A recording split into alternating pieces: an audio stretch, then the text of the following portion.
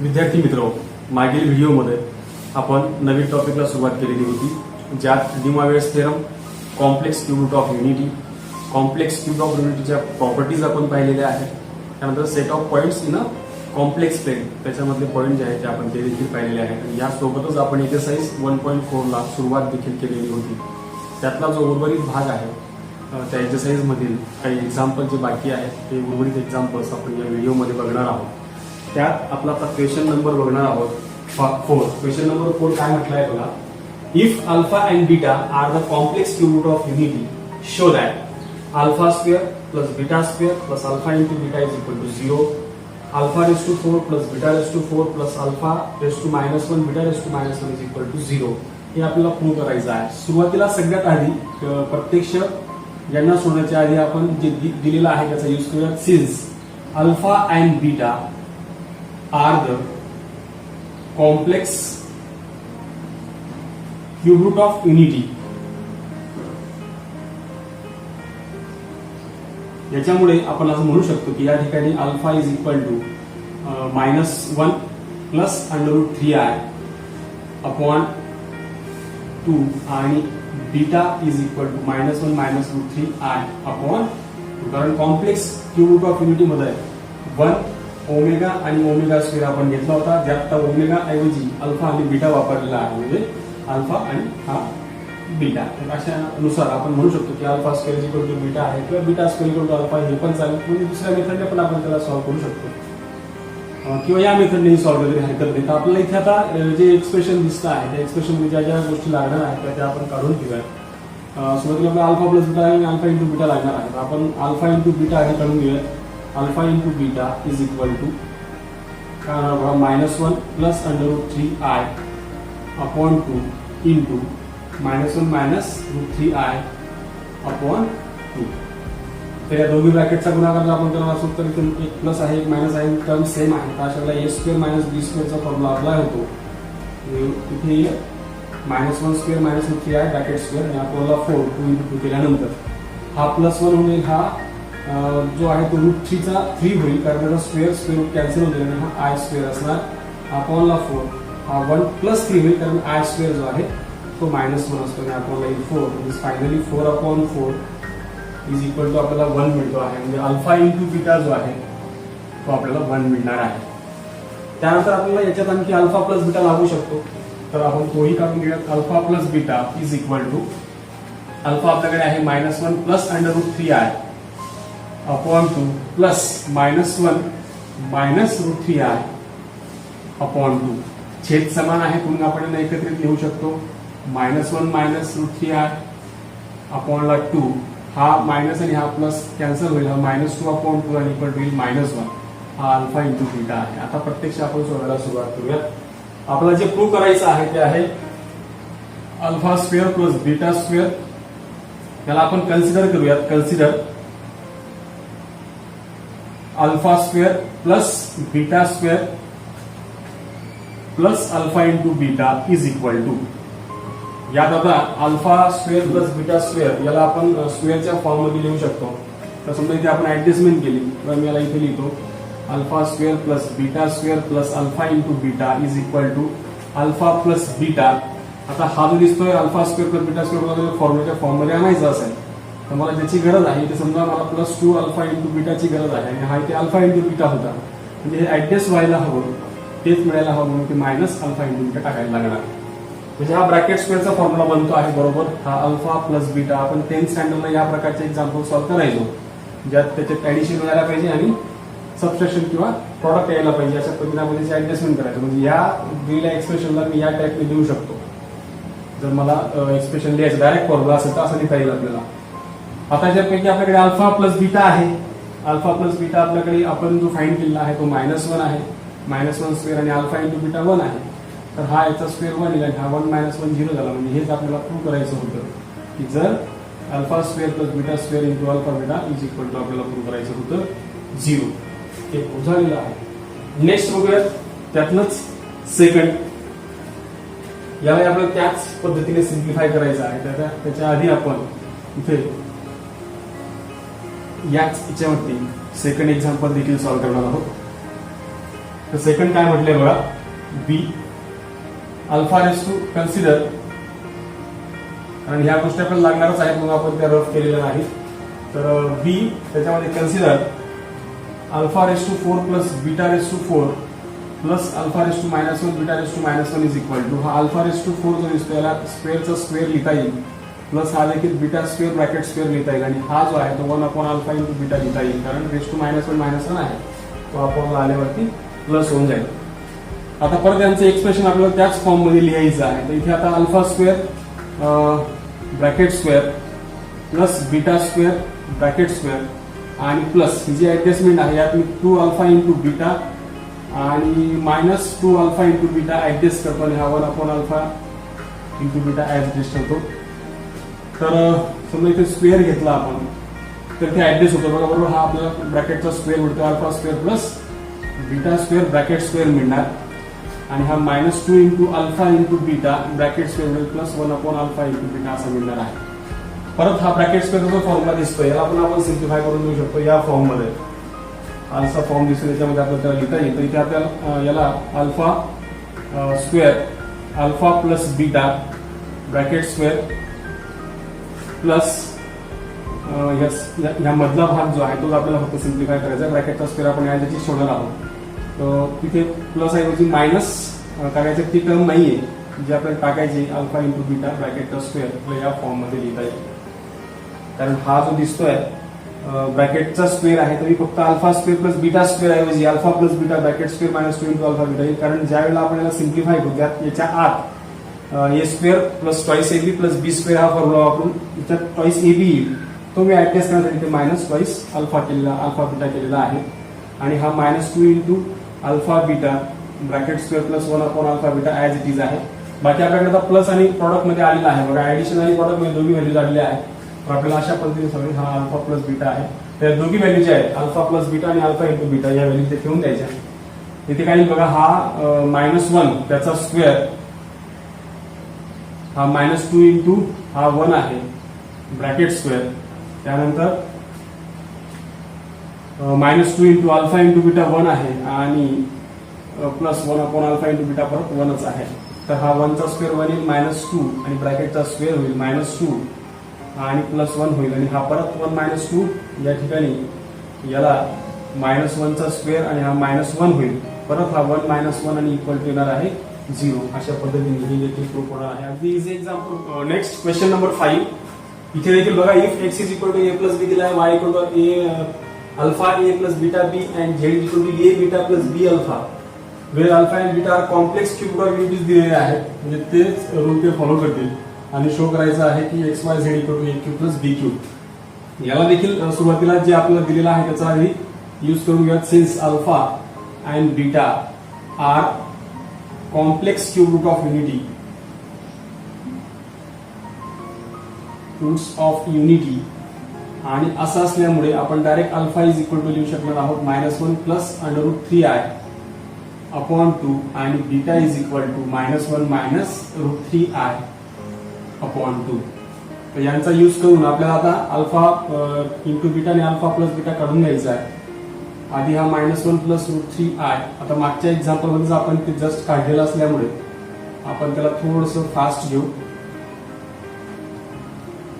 त्या गोष्टी आधीच काढूनच ठेवायच्या आहेत की -1 bracket square -√3i bracket square upon 4, हा 1 प्लस 3 इथे येईल आणि आपल्याला 4 थोडं शॉर्टकट जातोय. 4 अपॉन 4 म्हणजेच 1. अल्फा इंटू बीटा आपल्याला 1 मिळतोय, अल्फा प्लस बीटा आपल्याला मिळवायचा आहे. तर आपण इथे -1 plus √3i upon 2 plus -1 minus √3i upon 2, म्हणजे फायनली हा प्रत्येक वेळेला आपल्याला अल्फा इंटू बीटा आणि अल्फा प्लस बीटा जे आहेत ते सारखेच मिळणार आहे.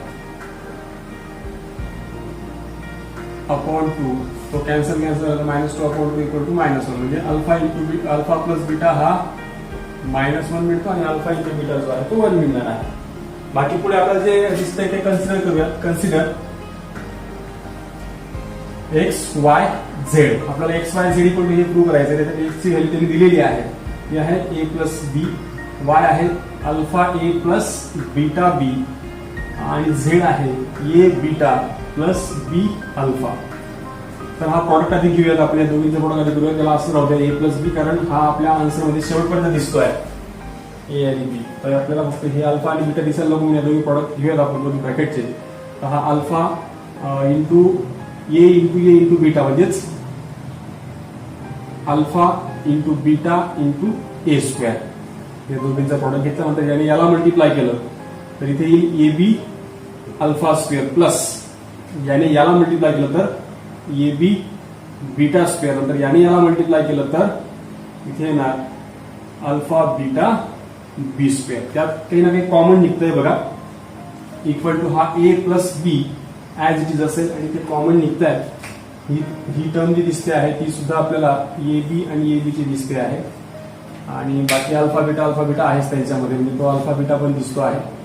तर इथे याच्यामध्ये अल्फा बीटा कॉमन निघतोय आणि याच्यामध्ये ए बी कॉमन निघतोय. तर आपण आधी A square plus B square लिहूयात आणि नंतर अल्फा इंटू बीटा याच्यातला कॉमन निघालेला आणि ते alpha square plus beta square into हा ए बी अशा पद्धतीने लिहूयात. पुढे हा equal to A plus B A square plus B square as it is आणि अल्फा इंटू बीटा आपल्याकडे आहे 1 जो आपण ऑलरेडी काढून ठेवलेला आहे.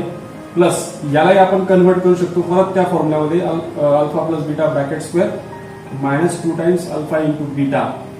हे आपण जस्ट आता जे पाहिलेलं आहे मागच्या एक्झाम्पल मध्ये तोच फॉर्म्युला मी इथे यूज करतोय. A square plus B square equal to a square a plus b bracket square minus 2 into a b असा तो फॉर्म्युला आपल्याकडे आहे. तर इथे येईल ए प्लस बी इंटू हा ए स्क्वेअर प्लस बी स्क्वेअर ब्रॅकेटची गरज नाही. इथे परत आपल्याकडे अल्फा प्लस बीटा आहे तो आहे -1 त्याचा स्क्वेअर -2 इंटू हा आहे 1 आणि हा ए बी आहे तसाच. पुढे हा ए प्लस बी हा ए स्क्वेअर प्लस बी स्क्वेअर आणि हा +1 होईल, हा 1 -2 होईल आणि हा ए बी तो 1 -2 -1 होऊन जाईल.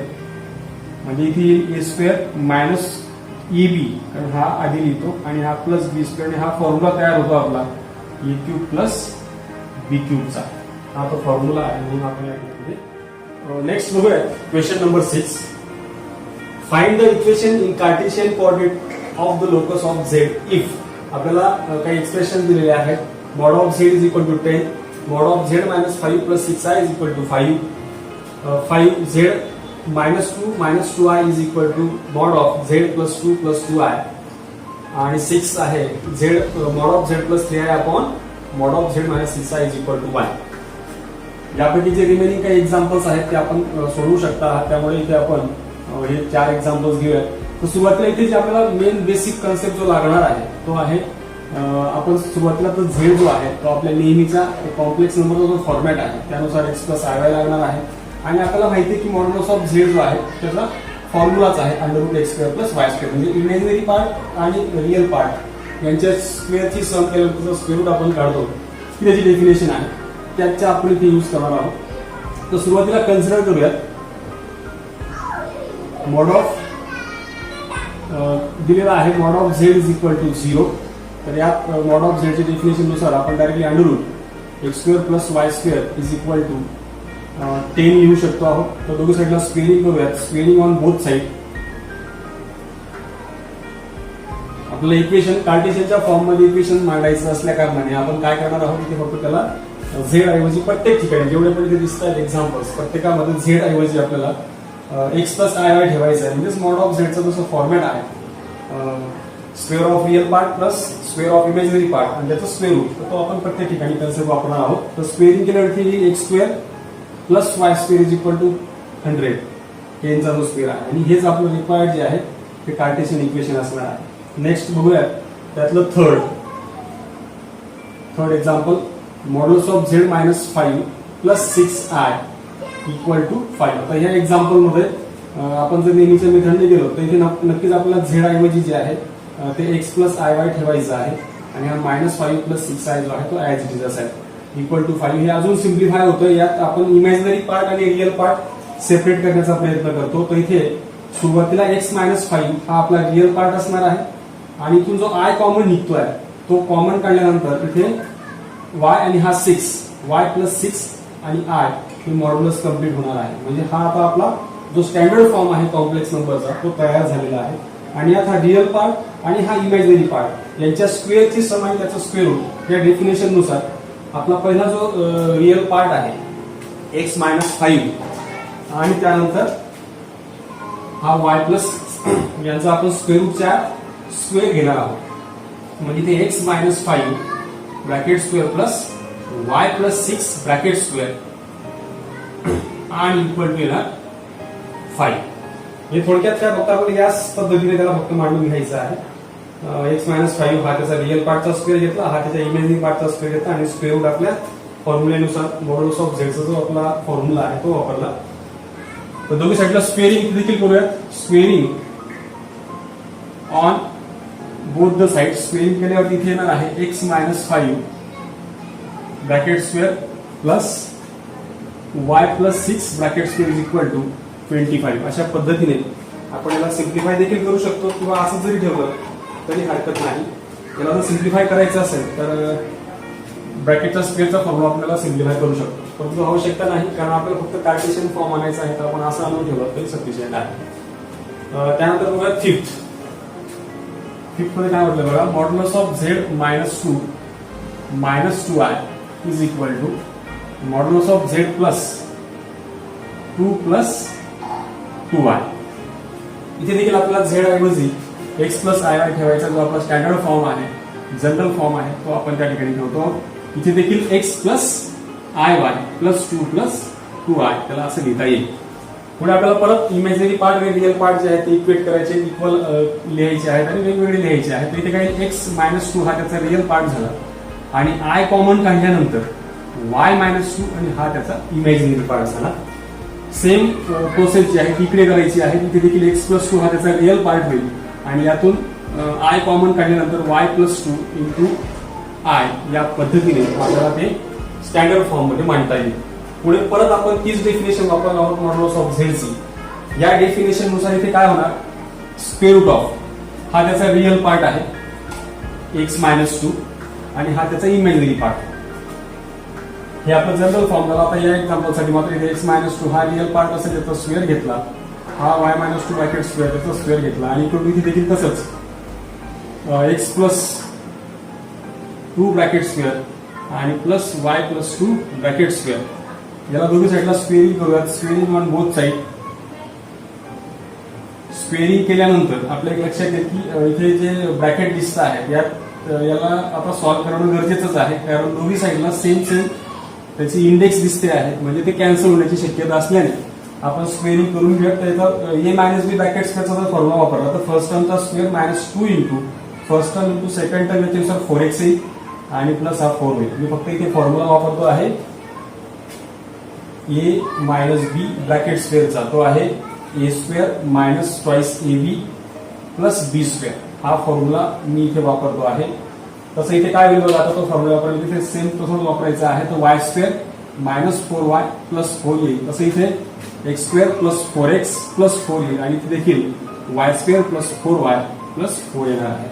त्यातला हा एक्स स्क्वेअर इथे देखील आहे, इथे देखील आहे, दोन्ही ठिकाणी इथे देखील वाय स्क्वेअर आहे, इथे देखील वाय स्क्वेअर आहे. त्यामुळे ते संपूर्ण कॅन्सल होतील कारण आपण त्यांना जर एका साईडला आणलं तर एक निगेटिव्ह आणि एक पॉझिटिव्ह होईल आणि म्हणून तो कॅन्सल होईल.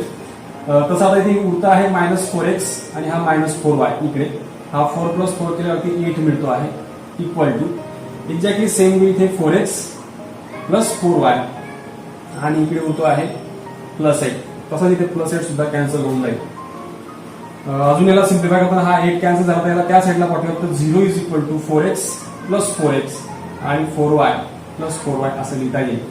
आणि नंतर आपल्याला मिळणार आहे 4x प्लस 4x हा 8x हा 8y आणि इक्वल टू 0. दोघे साईडला जर आपण 8 ने डिवाइड केलं तर आपल्याला फायनली जे मिळतं आहे ते आहे x plus y is equal to 0 आणि हाच आपला कार्टेशियन कोऑर्डिनेट्स फॉर्म असेल.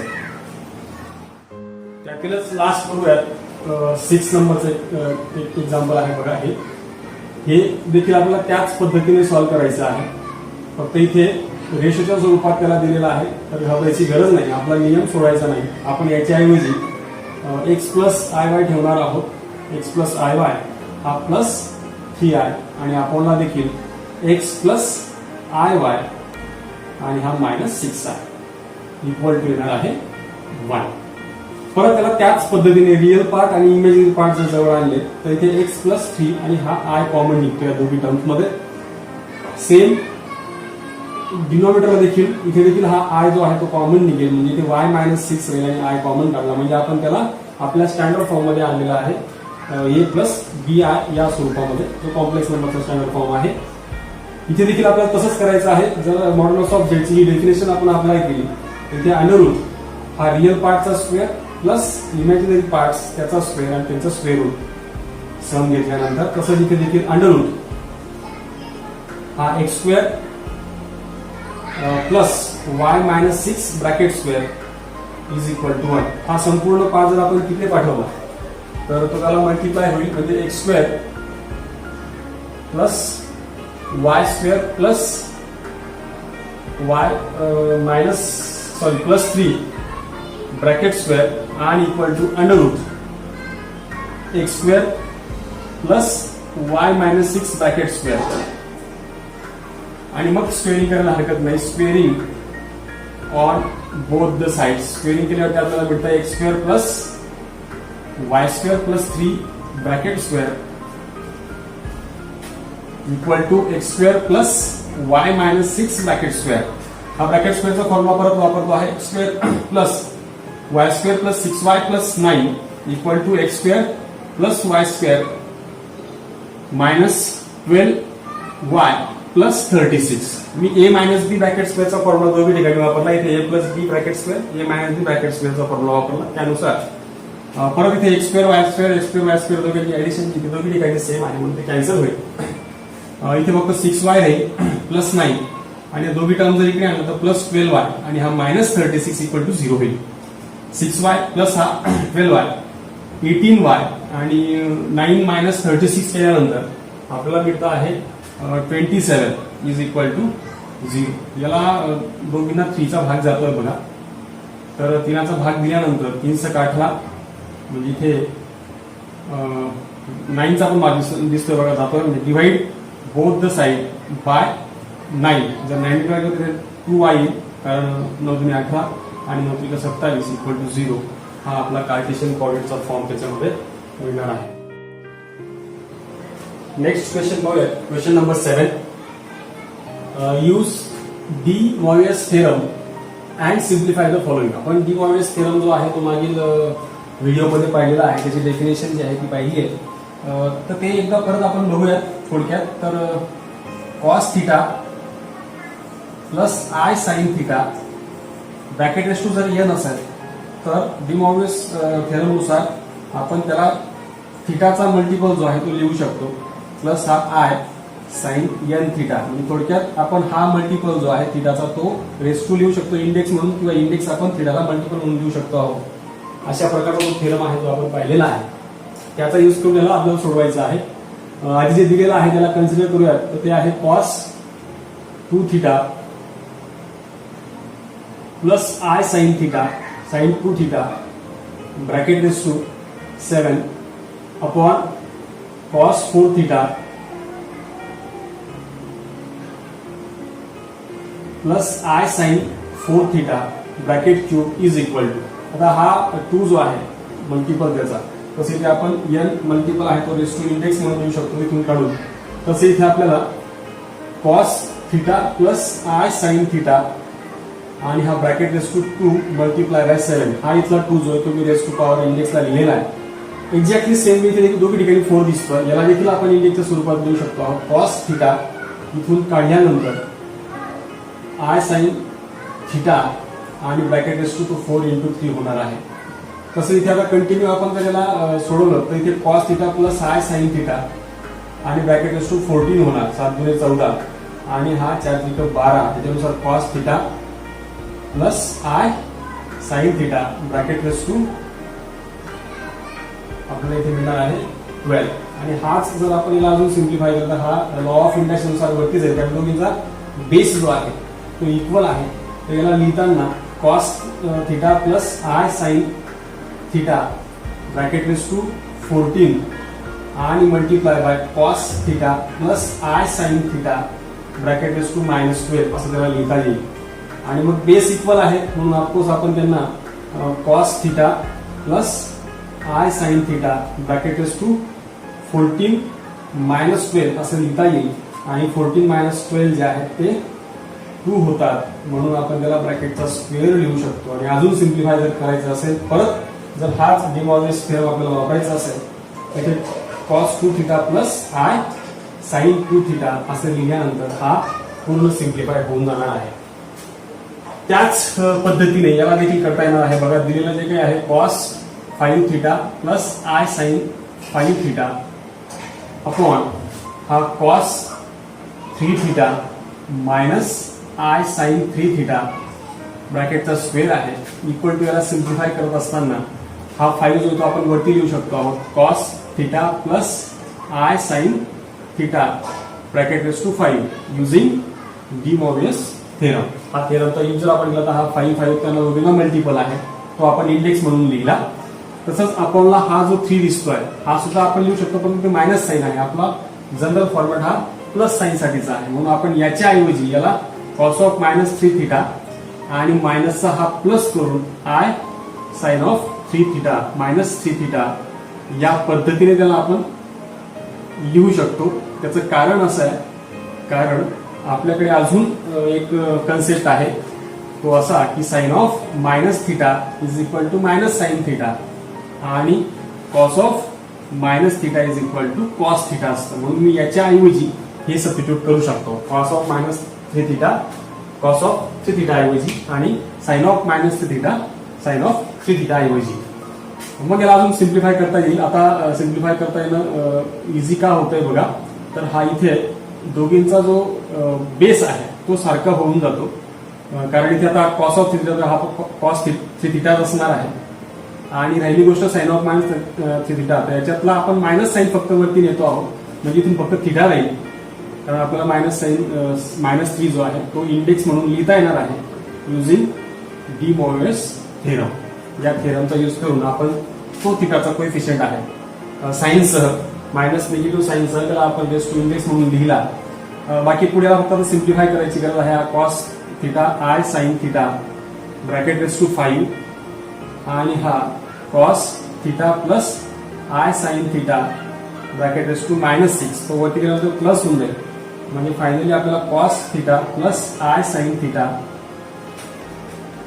Race to 5 into cos theta plus i sine theta bracket raise to तो पॉझिटिव्ह होईल. लॉ ऑफ इंडायसेस वापरल्यानंतर लॉ ऑफ इंडायसेस आपल्याकडे आहे असा 1 जर A raise to minus M असेल तर त्याला आपण ए रेस टू एम लिहू शकतो. या स्वरूपात आपण लॉ ऑफ इंडायसेसचे बेसिक फॉर्म्युले आहेत तेही शिकलेलो आहोत आणि बेस आता इक्वल झालेले आहेत दोघींचे तर हे आपण शिकलो आहोत. जर बेस इक्वल असतील तर a raise to m into a raise to n असेल तर आपण यावेळेला a raise to m plus n लिहू शकतो. तसं इथे आपल्याला डायरेक्टली दोघांची जर सम केलं तर 11 मिळते आहे आणि परत आपण जर हाच लॉ वापरला थेरम वापरला तर इथे cos 11 theta plus i sine 11 theta असं लिहिता येणार आहे. हे आपल्याला त्याचं सिम्प्लिफाईड जे नोटेशन आहे ते मिळणार आहे. नेक्स्ट क्वेश्चन नंबर 7 मधीलच थर्ड नंबरचं बघूया. इथे देखील त्याच पद्धतीने सोडवायचं आहे. एक्झॅक्ट सेमच आहे परंतु हे एक्झाम्पल घेण्यामागचं कारण एकच आहे की आता थिटा ऐवजी पाय वापरला गेला म्हणजे स्टँडर्ड अँगल त्या ठिकाणी वापरला गेलेला आहे जो टेबलमध्ये आपण फाइंड करू शकतो. त्याला आपण सिम्प्लिफाय करून घ्या याच लॉनुसार तर इथे ऑफकोर्स हा cos pi plus i sine pi bracket raise to याला आपण 7/13 इंटू 4 लिहू शकतो कारण इथे आता परत आपण तोच डी मॉर्गन्स थेरम जर वापरला तर हा त्याचा कोएफिशियंट जो आहे तो पायचा त्याला आपण डायरेक्टली वरती लिहूयात कारण आपला तिथं कॉन्स्टंट नंबर वरती नेता येईल. हा कॉन्स्टंटच आहे पाय परंतु पाय हा अँगल आहे त्याला आपल्याला रेस टू नेता येणार नाही. राहिली गोष्ट इथे यांची तर याच्यात परत मायनस साइन आलेली आहे जसं मागच्या एक्झाम्पल मध्ये आपण केलं आहे. एक्झॅक्टली सेम वे याला -4π/13 आपण करू शकतो आणि हा प्लस आय साइन याला देखील -4π/13 या स्वरूपात लिहून आणि मग ब्रॅकेट रेस टू हा 6 आहे. तर पुढच्या स्टेपला परत डी मॉर्गन्स थेरम आपण जर अप्लाय केला इथे हा cos pi plus i sine pi bracket raise to 7×28 आणि अपॉनला डी मॉर्गन्स थेरम अप्लाय केल्यानंतर इथे येणार cos of pi plus i sine pi bracket raise to हा 4/13 मायनस आहे आता साईन सह त्याला वरती निगेटिव्ह साईन सह लिहिलेला आहे आणि हा 6 होईल. 6 चौक 24 होईल आणि पुढच्या स्टेपला पाया समान असताना घातांकांची बेरीज या लॉ नुसार आपण परत इथे i sine pi bracket raise to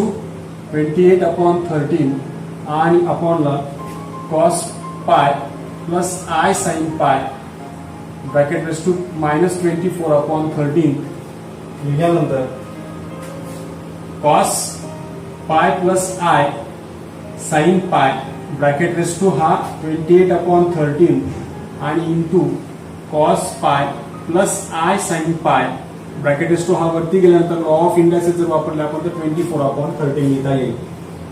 तसंच इक्वल टू हा cos pi plus i sine pi हे दोघींचे बेस इक्वल आहेत म्हणून त्यांच्या इंडेक्सची सम होईल. इथे 28 + 13 -24 प्लस 24/13 असं त्याला आपल्याला लिहिता येईल. त्यानंतर इक्वल टू हा cos pi plus i sine pi as it is आणि ब्रॅकेट रेस टू दोघांची आपण जर एडिशन केली तर हा 28 + 24 52 आपल्याला मिळत आहे आणि आपणला 13 तर 13 होतात. त्यानुसार हा रेस टू 4 होऊन जाईल आणि आपल्याला एवढं तर माहिती आहे की कॉस पाय जो येतो 1 येतो आणि साइन पाय जो आहे तो 0 येतो. तर ब्रॅकेट रेस टू 4 आहे तर इथे फक्त 1 रेस टू 4 म्हणजेच 1. फायनली आपल्याला त्याचा आन्सर जे आहे ते 1 मिळणार आहे सिम्प्लिफाईड केल्यानंतर. Next question number 8. Express the following in the form a + ib. आता हा जो दिलेला आहे रेस टू त्याची इंडेक्स इथे पण इंडेक्स दिलेली आहे. त्याला आपल्याला त्याची पॉवर जी आहे ती काढून त्याला या फॉर्म मध्ये आणायचं आहे a + ib.